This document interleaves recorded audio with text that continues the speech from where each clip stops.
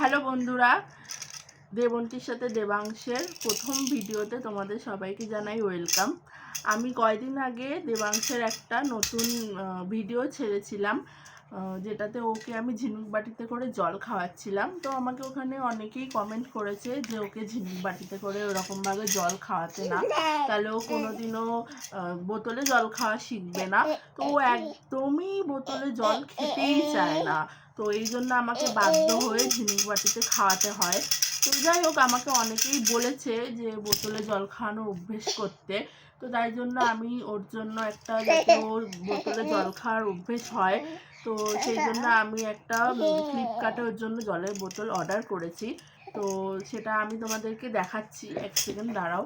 তো আমি ওটা এখনো আনবক্সিং করিনি, আজকেই ফার্স্ট আনবক্সিং করব। আচ্ছা আচ্ছা, ঠিক আছে ঠিক আছে, দাঁড়াও। এই দেখো কি এসছে।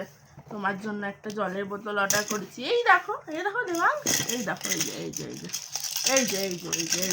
দেখো কি দুষ্টুমি করছে। তো নাও, আমি এটা আনবক্সিং করছি জলের বোতলটা।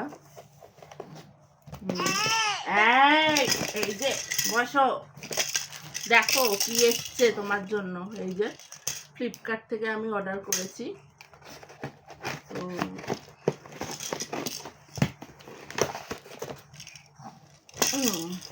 বসো, এত দুষ্টুমি করছো।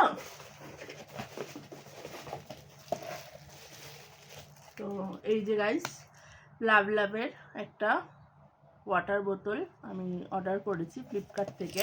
এটা তোমার 260 ml আছে, আর 218 টাকা এটা দাম পড়েছে।